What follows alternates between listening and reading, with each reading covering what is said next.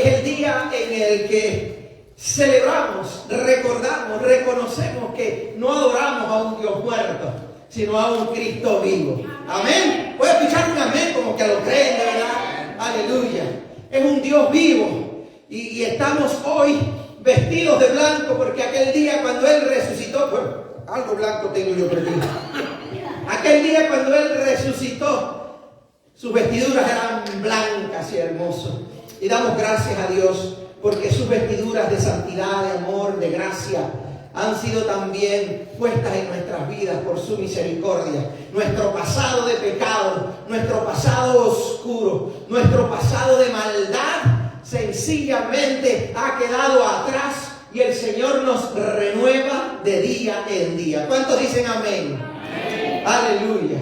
No sé cuántos de ustedes conocen toda la historia, pero hoy vamos al menos a tratar de recordar un fragmento de la historia de Jesús y les invito a que busquen allí en Juan, el Evangelio de Juan, capítulo 20, y vamos a estar viendo unos cuantos versículos en esa historia. Pero quiero que entendamos algo. Aquel fin de semana de Pascua, o aquella semana de Pascua, fue diseñada para ser una semana de celebración. Lo que de ustedes pudieron venir al culto de Jueves Santo, de Jueves de Semana Santa o de la Última Cena, pudieron escuchar que la celebración de la Pascua era algo significativo porque ellos recordaban que el Señor con brazo fuerte y mano poderosa los había sacado de la esclavitud en Egipto y los había encaminado a la tierra prometida, a donde finalmente llegaron. Y era una celebración porque contaba la historia de que en la última plaga el corazón del faraón se había endurecido y Dios había tenido que 10 maneras distintas, con 10 plagas, demostrarle a faraón que él era un simple ser humano, pero que Dios era todopoderoso. Y durante 10 plagas estuvo demostrándole a Faraón que realmente tenía que dejar ir al pueblo de Israel y que debía ablandar su corazón.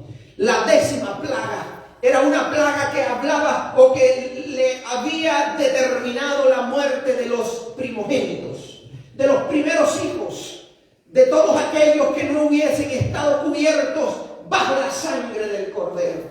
Recuerden que Cristo no había venido todavía, pero miren qué interesante la orden que Dios le dijo a Moisés que le diera al pueblo de Israel. Maten un cordero y la sangre de aquel cordero, con esa sangre embarren las puertas, los marcos de sus casas, de manera tal que esa última plaga del espíritu de muerte podría pasar por encima de la casa de ellos, pero iban a identificar: en ese lugar hay un hijo de Dios.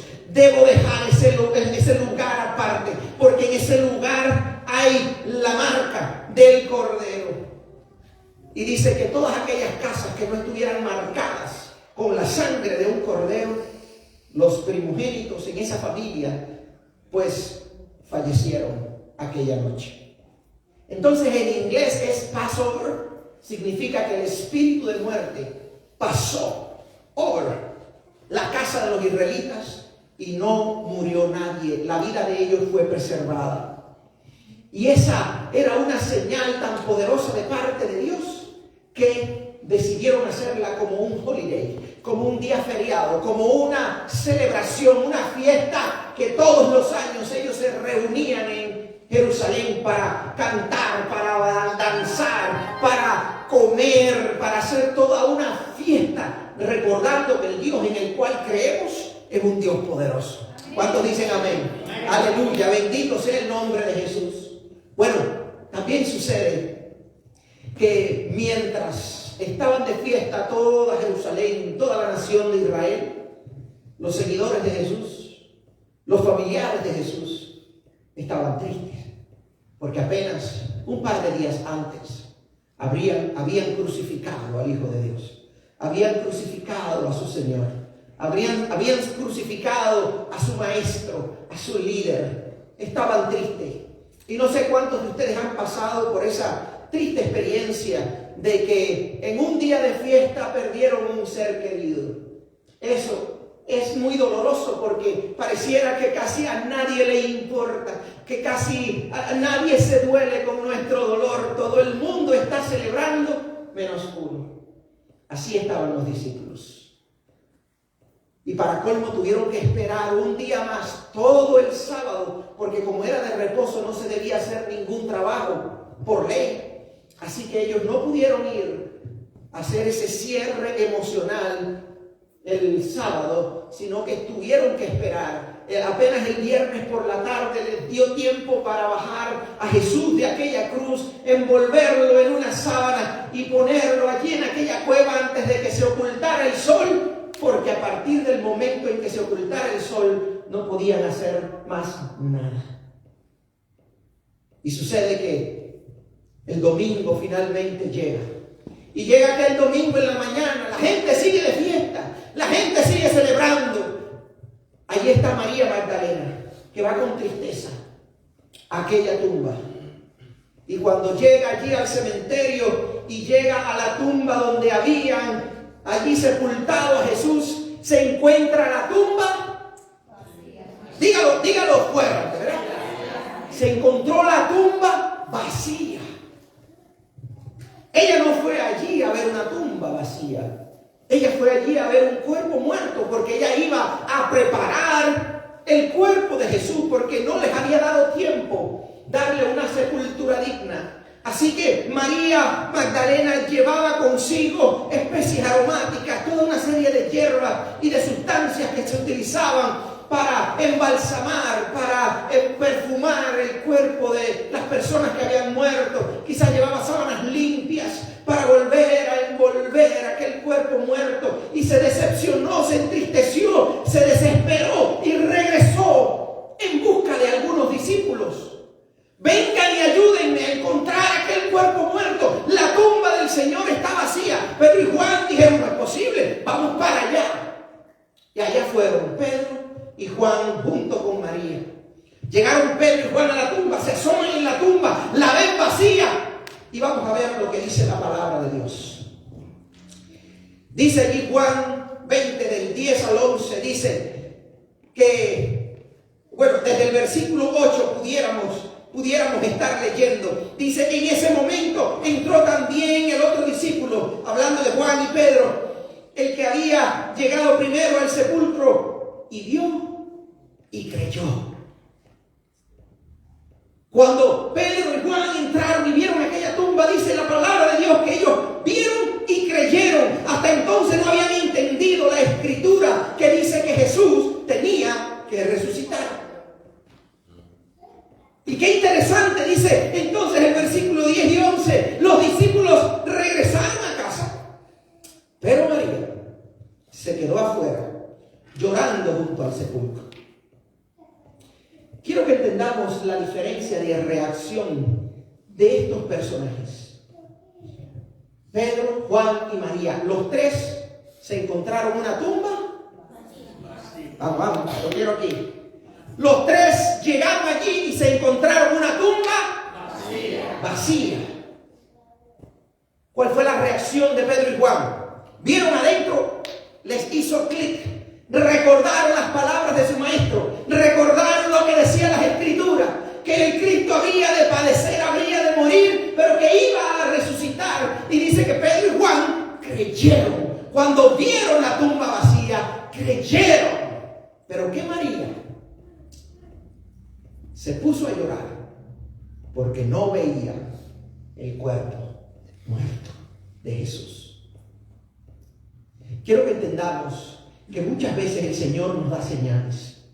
Y nos da señales que no nos hablan todavía del completamiento o de toda la magnitud de lo que Él quiere hacer o de lo que Él está haciendo en nuestras vidas, pero que tú y yo debemos tener la suficiente fe, la suficiente visión, el conocimiento bíblico para identificar que esas señales, esas marcas, esas circunstancias que el Señor nos permite vivir son porque Dios está cocinando algo sabroso. Amén. Y lo va a compartir con nosotros. Miren, mis amados, muchas veces tú y yo vemos señales de Dios, que nos hablan de su poder y nosotros lo malinterpretamos y nos desanimamos. ¿Qué pasó allí cuando se enteraron Jesús y los discípulos de que Lázaro, su gran amigo, estaba enfermo? Una enfermedad no es algo bonito para nadie, ¿verdad? Sin embargo, la familia de Lázaro y los discípulos enseguida querían ir para sanar a Lázaro, para que Jesús hiciera un milagro y sanar a Lázaro. Tenían un poco de fe en Jesús, pero no habían identificado que el propósito de Dios era mucho más grande que una sanidad en la vida de Lázaro. Así que dice la palabra que Jesús les dijo a sus discípulos: esa enfermedad no es de muerte, sino para que Dios se glorifique en sus vidas. Los discípulos no entendieron y le siguieron la corriente. Un par de días más tarde van Jesús y los discípulos a la casa de Lázaro. Y le dice María y Marta, le dicen: ay, Señor, si hubieras venido antes. Ellas no identificaron tampoco que la señal, las circunstancias que estaban viviendo eran porque Dios estaba planeando algo glorioso, algo grande. Y sin embargo ellas no lo veían, pero Jesús sí estaba consciente de lo que estaba pasando. Jesús le dice a las hermanas, le dice: no les he dicho, no les he enseñado que si creen van a ver la gloria de Dios. ¿No saben ustedes que si ponen su fe en Dios, grandes cosas pueden ocurrir? Pero muchas veces tú y yo vemos las cosas y enseguida nos imaginamos lo peor. Porque en nuestra naturaleza corrupta, en nuestra naturaleza torcida, en nuestra naturaleza rota, muchas veces nos es mucho más fácil depender en lo que ven nuestros ojos que en lo que la fe, que en lo que la palabra, que en lo que la presencia de Dios nos está queriendo decir. Y nos pasa como a María, llorando porque no veía el cuerpo muerto. Y tú y yo tenemos que aprender a identificar que la tumba vacía, que la muerte de alguien, que la enfermedad de alguien, que la caída de alguien, que un accidente, que un problema, que una pérdida de una casa, que incluso cosas terribles que pudieran pasar en la vida del ser humano, son señales a través de las cuales Dios se puede glorificar si tú mantienes tu fe en el Señor. Dice Romanos 8:28 que a los que aman a Dios, que dice, todas las cosas les ayudarán para bien. Si tú amas a Dios, si tú crees en Dios, si tú confías en Dios, aunque sea terrible y doloroso el momento que estás viviendo hoy, tienes que aprender a confiar en Dios más allá de tu dolor, porque de lo contrario te pierdes la bendición completa que Dios tiene para ti. La señal que recibieron todos ellos fue una tumba vacía. Los discípulos la vieron. Si el cuerpo de Jesús no está ahí, es porque se cumplió lo que Él dijo, que iba a resucitar. Es porque se cumplió Isaías 53, que dijo que iba a morir, pero la palabra decía que iba a reinar para siempre. Así que tenía que resucitar. Y si no está aquí, pues debe andar por ahí buscándolos. Así que se fueron enseguida Pedro y Juan a la casa donde se reunían con el resto de los discípulos. Fueron a reagruparse porque sabían que en algún momento el Señor les iba a aparecer. O al menos esa era su fe. E hicieron bien. Hay una historia en el Antiguo Testamento en el que Elías, a causa del pecado de la nación de Israel, les profetizó una sequía de 3 años. Y estuvieron en sequía, sin lluvia, con hambre y con necesidad por varios años. Y llegó el momento en que el Señor les dijo, profetiza porque va a llover de manera torrencial. Y quiero que entiendan algo. Un aguacero torrencial, una lluvia torrencial, eso se parece más como a una tormenta tropical, como a un ciclón, como a un huracán, ¿ok? No a una lloviznita, ¿ok? No es una nubecita. Dice que Elías, cuando llegó el día en que el Señor le había dicho que iba a llover, mandó al siervo Dice, súbete a esa loma y mira a ver si ya se ven las nubes. Lo mandó una vez, no vio nada. Lo mandó dos, el cielo azulito y sin una nube por todo aquello. Lo mandó 3, 4, 5, 6 veces. Me imagino que aquel siervo ya debía estar cansado. Y subía allá arriba y no veía nada. Ya quizás el siervo se había desanimado. Elías creía en su Señor, así que lo mandó una vez más. Y miren lo que dice allí en Primera de Reyes, capítulo 18. Y miren lo que dice la palabra de Dios. Primera de Reyes 18:44 dice: y la séptima vez el criado le informó: desde el mar viene subiendo una nube, es tan pequeña como la palma de una mano. Entonces Elías le ordenó: ve y dile a Acab, el rey de aquel tiempo, engancha el carro y vete antes de que la lluvia te detenga. ¿Qué es lo que vio el criado de Elías? Una nubecita. Y dice, está por allá lejos, se ve por allá por el mar. Y dice, lo que yo veo es una nubecita así del tamaño de la palma de una mano. Yo no sé, pero yo no espero de una nubecita pequeña o un aguacero torrencial, ¿verdad? Sin embargo, la señal que escuchó Elías, que ya se veía, era suficiente para él creer que lo que venía era una tormenta, que lo que venía era un gran aguacero, una lluvia torrencial que llenaría de agua todo, que probablemente toda la sequía que había habido de secar ríos y lagos y cosas como esas, pues volvería a desbordarse todo aquello. Así que le mandó a decir al rey: engancha tu carruaje y arranca, vete de aquí y vete a un lugar alto antes de que la lluvia te lo impida.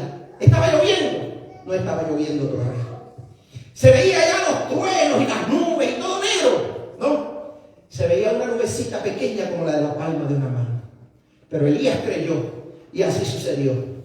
En menos de lo que canta un gallo, como dicen por ahí, se desató una gran lluvia que llenó toda la tierra de agua y acabó con aquella sequía. Muchas veces tú y yo estamos acostumbrados a malinterpretar las señales que Dios nos da. Y pensamos, es una nubecita, ya Dios no lo va a hacer. Ya yo oré una vez y Dios no lo hizo, ya me cansé de orar. Ya yo lo intenté y fui obediente a Dios por un tiempo. Ya yo estuve orando por mi pareja y todavía el Señor no me la da, así que me busco cualquiera, ¿verdad? Ya estuve clamando y ayunando por el trabajo. Toda una semana estuve ayunando y orando y el Señor no me lo ha dado. Ya me cansé de esperar. Y somos rápidos para desanimarnos. María llegó a aquella tumba vacía y ella no podía creer que se hubieran robado el cuerpo de Jesús. ¿Cómo puede haber gente tan mala, verdad? A saber todas las cosas que pasaron por la mente de aquella mujer, llena de dolor, llena de tristeza. Y quiero que entendamos una realidad. De la misma manera en que cuando lloramos con nuestros ojos físicos, nuestra vista se pone opaca y no vemos con claridad, así muchas veces cuando dejamos que la tristeza, cuando dejamos que el estrés, cuando dejamos que los problemas de nuestra vida cotidiana sean más significativos que nuestra fe, también sucede así, que no vemos lo que está delante de nosotros. María vio una tumba vacía. Se llevaron el cuerpo muerto de Jesús. Pero yo tengo que encontrar ese cuerpo muerto, me imagino que diría. Así que dice la palabra que volvió a mirar. Y miren lo que dice allí Juan 20, del 11 al 15. María se quedó afuera llorando junto al sepulcro. Mientras lloraba, se inclinó para mirar adentro del sepulcro. Y vio a 2 ángeles, vestidos de blanco, sentados donde había estado el cuerpo de Jesús. Uno a la cabecera y el otro a los pies. ¿Por qué lloras, mujer?, le preguntaron los ángeles. Es que se han llevado a mi Señor y no sé dónde lo han puesto, le respondió. Apenas dijo esto, volvió la mirada y allí vio a Jesús de pie. Aunque no sabía que era él, Jesús le dijo: ¿por qué lloras, mujer? ¿A quién buscas? Ella, pensando que se trataba del que cuidaba el huerto, del que cuidaba allí el cementerio, le dijo: Señor, si usted se lo ha llevado, dígame dónde está, dónde lo ha puesto, y yo iré por él. Miren lo que está pasando. María, Pedro y Juan llegaron, miraron por segunda vez la tumba. ¿Cómo estaba la tumba? Vacía. Y luego se fueron Pedro y Juan. Se quedó María allí. Sabía que la tumba estaba vacía, pero quiso mirar una vez más, a ver si estaba en algún rinconcito así tirado, y no lo habían visto. Y cuando volvió a mirar, ¿qué se encontró? 2 ángeles dentro de la tumba. ¿Cómo se metieron esos ángeles dentro de la tumba? Sin embargo, ella no vio 2 ángeles. Ella vio 2 personas. Y probablemente los ángeles estaban vestidos de blanco normal, y quizás, no sé, como algunos de nosotros estamos aquí vestiditos de blanco, de manera bastante común, puede ser. Pero cuando los vio, ¿qué sucedió? Le preguntaron a ella: ¿qué buscaban? Se han llevado a mi Señor. Aquí estaba, aquí mismo, en este lugar estaba el cuerpo muerto de mi Señor, y ahora no está. Se lo han llevado. 2 ángeles. Y volvió a mirar, y entonces otra persona más. ¿Cómo se meten personas así dentro de una cueva, un sepulcro, con ella estando ahí prácticamente a la puerta? Cuando volvió a mirar, habían 3 ahora. Y era Jesús. Y ella estaba tan concentrada en su dolor que cuando lo vio le dijo: ay, Señor, si tú te lo has llevado, dime dónde lo has puesto y yo voy a ir por él. María insistía en ver el cuerpo muerto de Jesús. Y no se daba cuenta de que Jesús estaba allí a su lado, vivito y coleando, como dice el dicho, ¿verdad? Miren, mis amados, así sucede con nuestras vidas. Si dejamos que los problemas de este mundo se sobrepongan y nos quiten la paz, nos quiten la fe, nos quiten incluso la alegría de vivir, muy pronto no nos vamos a dar cuenta de todo lo que Dios está haciendo para bendecirnos. Dios le mandó 2 ángeles a aquella mujer para que dejara de llorar y comenzara a creer de que Jesús estaba vivo. Ella vio sencillamente 2 hombres. Jesús mismo se le presentó en aquel lugar. Y ella no vio a más que una persona más. No dejes que el dolor, no dejes que la pérdida, no dejes que ninguna circunstancia, por dolorosa que sea en esta tierra, te quite la paz. Porque pierdes la visión, pierdes la esperanza, pierdes la oportunidad de ver todo lo que Dios está haciendo en tu vida. No sé si se han dado cuenta que muchas veces personas que están afuera se dan cuenta de cuántas bendiciones Dios le ha dado a una tercera persona, y sin embargo esa persona ni cuenta se da de lo mucho que ha sido bendecida por Dios. Y eso se ve muchas veces cuando las personas son agradecidas. A veces no nos damos cuenta de que Dios nos ha dado un nuevo día, de que Dios nos ha dado salvación y vida eterna a través de su Hijo Jesucristo, quien decidió morir en una cruz para darnos esperanza, para que nuestros pecados fueran perdonados y para darnos vida eterna. Pero a veces nuestros ojos solamente están enfocados en lo malo que pasó y no vemos toda la gracia y la bendición de Dios a nuestro alrededor. Dios nos ayude para que nosotros podamos despertar también y darnos cuenta de que si Jesús prometió que resucitaría, Él resucitó, y muchas promesas más el Señor ha dado. Finalmente dice la palabra de Dios que la gracia del Señor fue tan grande con María que finalmente decidió llamarla por su nombre. María. Primero le había dicho: ¿qué buscas, mujer? Y mujer, si yo digo mujer, hay muchas aquí, ¿verdad? Dicho sea de paso, más que los hombres. Así que, hombrecitos, vamos a comenzar a doblar nuestras rodillas y a orar para que esos amigos nuestros también conozcan al Señor, ¿verdad? Hay que orar por esos esposos cabezones que no acaban de entregar su corazón a Cristo y que no acaban de venir a la casa del Señor, ¿verdad? Vamos a orar para que Dios permita que también los hombres puedan también conocer al Señor. Primero Jesús le había dicho: mujer, ¿a quién buscas? Y ella lo confundió, pero cuando Jesús la llamó por su nombre, algo sucedió. Ella escuchó a alguien que le conocía. Ella escuchó un tono de voz. Ella escuchó algo particular que resonó en su corazón y pudo entonces identificar que aquel hombre que le estaba hablando era Jesús. Dice la palabra que lo abrazó, lo tocó, algo hizo, porque Jesús le dijo: todavía no. Miren, lo dice allí en Juan capítulo 20, a partir del versículo 16 y 17. María, le dijo Jesús. Ella se volvió y exclamó: Raboni, que significa maestro. Dice que Jesús le dijo: suéltame, porque todavía no he vuelto al Padre. Ve más bien a mis hermanos y diles: he vuelto a mi Padre, que es Padre de ustedes, a mi Dios, que es Dios de ustedes. Jesús te conoce y me conoce a mí. Nos conoce por nuestro nombre. Y llega el momento en que Jesús insiste e insiste hasta que finalmente despertamos.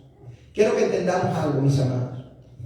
El que despierta, por muy bajo que haya caído, por muy profundo que haya caído, ya sea en el pecado, apartado de la fe, el que despierta es porque quiere despertar. Y el que no despierta es porque permaneció en sus propios criterios e ideas, pero no por falta de un Dios que le ame, que tenga misericordia y que llame su atención. María decidió quedarse allí al lado de una tumba vacía, tratando de encontrar el cuerpo muerto de Jesús. Aún así, Dios no se desentendió de ella. Y esa es la gracia de nuestro Dios. Un Dios que te ama y que por bajo que caigas, mientras estés vivo, Dios va a seguir buscando. Dios va a seguir tratando contigo. Va a seguir tratando con esos hijos rebeldes. Dios va a seguir atrayendo la atención de esos esposos que se apartan, que son rebeldes contra Dios, de esas esposas que maldicen a Dios como la esposa de Job y que Dios todavía permite que se mantengan en vida. Dios va a seguir tratando de alcanzar, de llamar la atención a aquellas personas que se apartan de Él. Porque ese es el negocio de Dios: salvar, bendecir, rescatar, dar vida. Eso es lo que el Señor vino a hacer aquí y por eso dio su vida en aquella cruz. Así que no te canses de orar por tus seres queridos, por esos cabezones que ya no quieren venir a la iglesia, por aquellos que crecieron y ya piensan que no necesitan de Dios. Sigan orando por ellos, sigamos clamando, pidiéndole al Señor un milagro para sus vidas. Porque el Señor a María, que no creyó en su resurrección inicialmente, le mandó ángeles. Bueno, primero estuvo con los discípulos, que cuando vieron la tumba vacía dijeron: es que resucitó, nos vamos de regreso, esta tumba está vacía, ya no tiene ninguna utilidad, vámonos para la casa a esperar por el Señor.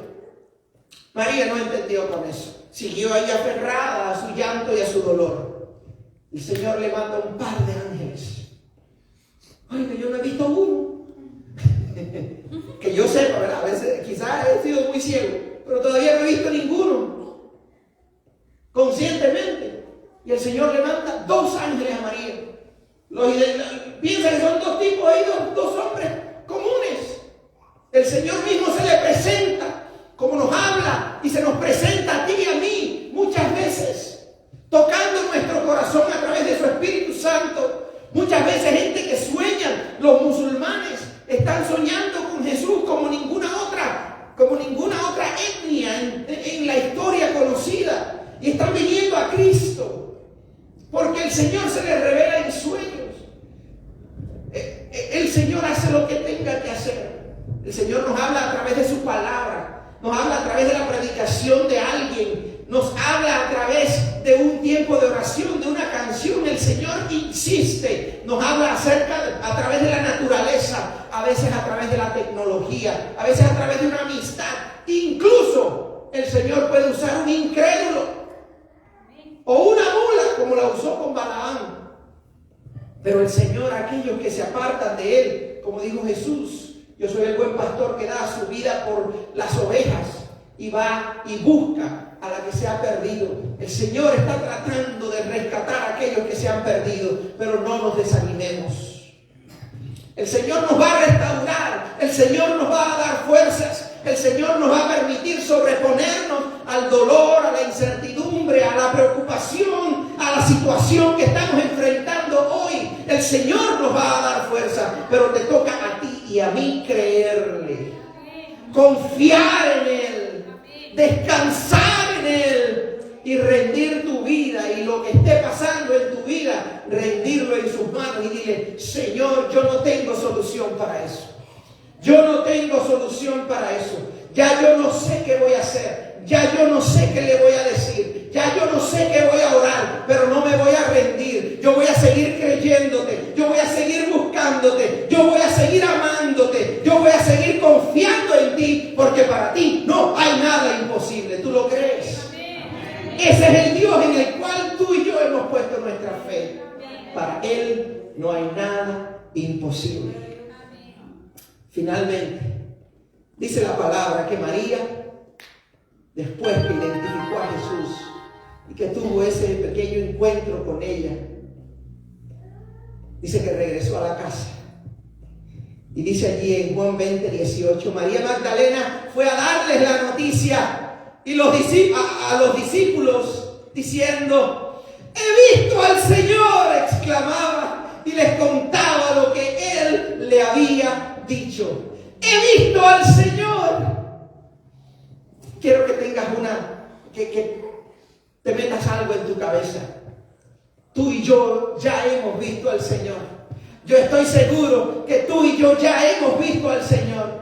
Lo hemos visto quizás y no lo hemos identificado como le pasó a María, pero el Señor se nos ha presentado. Dice la palabra de Dios allí en Mateo 28:20: y yo voy a estar con ustedes todos los días hasta el fin del mundo. Y dice la palabra también que donde quiera que hayan 2 o 3 congregados en su nombre, allí Él está. Jesús no está muerto, Jesús no está en la tumba. Él vive porque vive para siempre. Él lo prometió y Él lo cumplió.